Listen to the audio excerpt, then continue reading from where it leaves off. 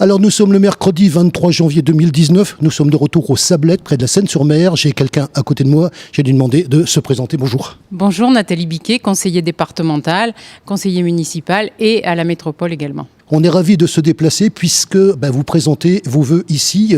C'est une prestation publique. C'est une réunion publique et surtout c'est assez emblématique parce que ce lieu, ça a été mon entrée dans la vie publique et la vie politique. Ça a été mon premier combat puisqu'il était voué à être détruit. J'ai monté une association, on s'est battu pendant plus d'1 an pour réussir à obtenir qu'il ne soit pas détruit. Et aujourd'hui la boucle est bouclée puisque c'est le début de mon engagement politique et aujourd'hui je fais mes vœux. Alors comme on vous l'a expliqué, on fait ça avant. Vous allez faire vos vœux tout à l'heure, mais dans une salle. Ici donc on est en radio avec un autre son. Une petite synthèse sur ce que vous allez dire dans quelques instants. Oui, je vais parler essentiellement d'un certain nombre de projets à la Seine-sur-Mer.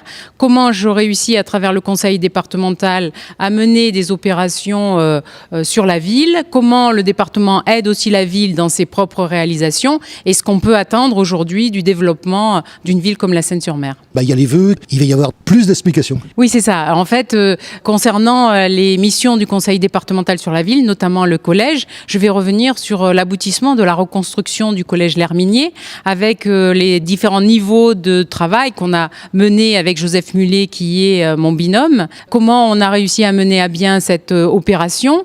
Jeudi dernier, j'ai eu le plaisir d'inaugurer la salle Louis Baudouin qui est un fervent historien de la Seine-sur-Mer qui a notamment écrit l'histoire générale de la Seine-sur-Mer en 980 pages quand même.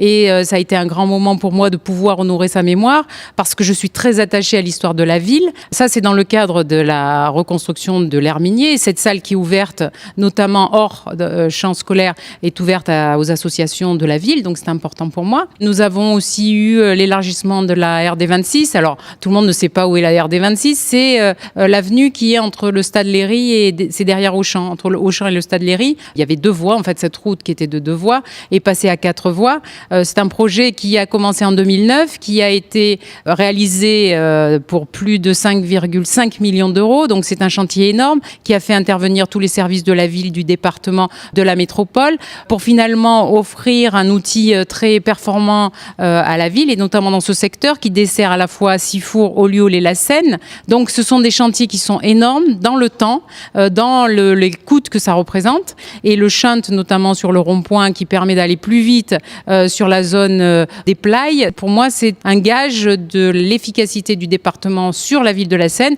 dans le cadre de la fluidité de la circulation. Donc nous avons comme ça un certain nombre de projets sur lesquels, bien sûr, je vais revenir. Et puis, nous avons tous les projets en devenir parce que bien sûr, nous avons une action sur la Seine-sur-Mer, étant donné qu'il y a des financements sur tous les gros projets. Il y a certains projets qui ont fait polémique comme le cinéma. Donc je répéterai ici pourquoi je suis pour le cinéma à la Seine-sur-Mer. Bien sûr, c'est incroyable d'avoir une ville, la 2e ville du département, plus de 60 000 habitants sans cinéma. Donc bien sûr, je suis pour. Mais je reviendrai quand même sur la réalisation de ce projet dans les ateliers mécaniques parce que il y a une difficulté qui est liée au site que je détaillerai. Et puis, il y a un projet extrêmement emblématique que je voudrais mener à la connaissance de tout le monde. C'est le projet MUST, qui est la suite du projet Antares, qui siège à l'Institut de biologie marine et qui est un projet de télescope sous-marin pour les neutrinos. Il est 20 fois plus puissant que le précédent et il va occasionner la création d'un bâtiment à Brégaillon, dans la continuité du CNRS. On va créer là une plateforme qui va être partagée avec l'Ifremer pour un montant quand même de 8 millions d'euros. Donc c'est un équipement extrêmement important qui va mettre en avant aussi et en lumière tout ce qui se passe à Brégaillon dans le cadre des nouvelles technologies, notamment du polmer qui est conduit par la métropole. C'est un projet qui coûte 8 millions d'euros. L'État en paye 4. Le département et TPM en paieront 1 750 000 chacun et la région viendra pour 500 000 euros. En revanche, la région va contribuer à rénover le bâtiment qui est repris par l'Université de Lyon, c'est-à-dire la biologie marine sur la corniche de Tamaris. Et ça, ce sont quand même des projets qui sont extrêmement porteurs en termes d'avenir, en termes d'image, en termes de technologie. Et il faut absolument les soutenir et le département est notamment très engagé dans ces problématiques. Et puis, dernier projet, bien sûr, très emblématique, c'est la corniche de Tamaris, puisque jusqu'à présent, rien ne pouvait être fait sans que la mairie lance l'opération, parce que c'était une voie communale. Il est clair aujourd'hui que si TPM annonce 32 millions d'euros, c'est bien parce que toutes les routes communales vont vont passer dans le giron de TPM. Et à partir de 2019, on peut espérer un avenir un peu plus radieux pour ce balcon sur la Méditerranée qui est vraiment, au niveau de notre image de la Seine, un atout extraordinaire qui n'est absolument pas mis en valeur. Alors, on voit qu'il y a des projets, que ça avance, que ça va au bout. On arrive aux vœux de cette nouvelle année. Oui, les vœux, bien sûr, c'est d'avoir une ville prospère, rieuse